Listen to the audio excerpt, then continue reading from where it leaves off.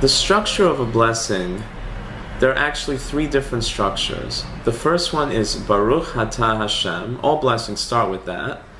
But there are some blessings that just begin with Baruch Atah Hashem and then continue on with the blessing.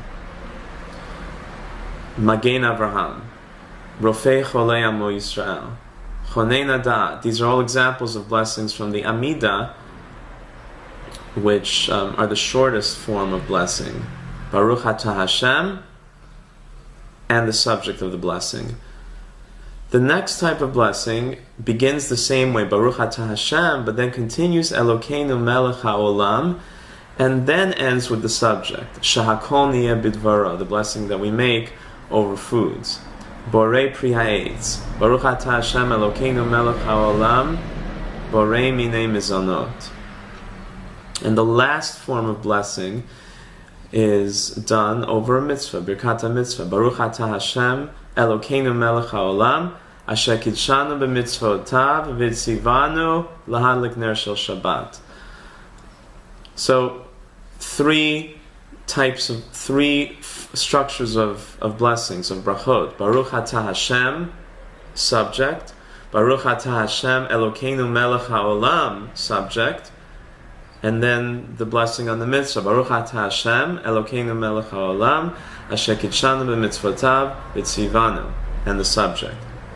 So the final form, the Birkat HaMitzvah, is understandable because we're actually referring to a mitzvah. So we acknowledge that God commanded us with this mitzvah, Asher Kidshanu B'mitzvotav, etc.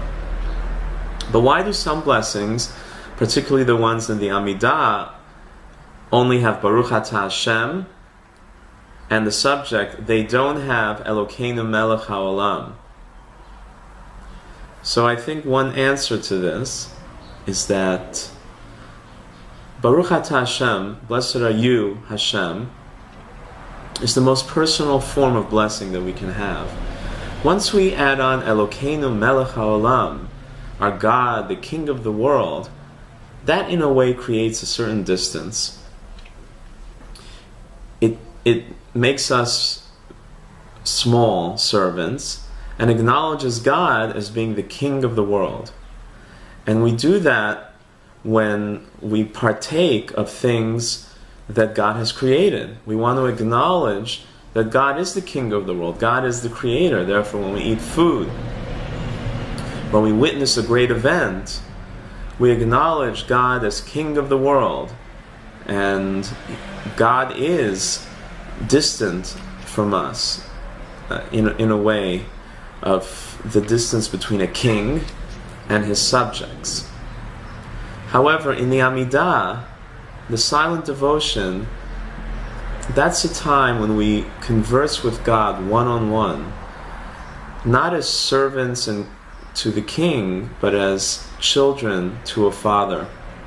And in that case, we don't have that distance. We don't have that king and subject, but it's just Baruch Atah Hashem, blessed are you, Hashem, you, our friend, our parent.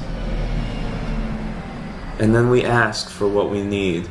So in the personal conversation of the Amidah, we have that closeness, Baruch Atah Hashem. But when we partake of the world, we need to acknowledge God as the Creator of the world, Elokeinu Melech HaOlam. I hope that these ideas give us all greater kavanah, greater meaning in our blessings. And we should all try to say as many blessings as possible. During the day, the rabbi's teacher is supposed to say 100 blessings a day. And out of those blessings, we should gain strength, we should gain blessing within us, and we should increase the holiness and the sparks of holiness and the sparks of the divine within us, and to become closer to God.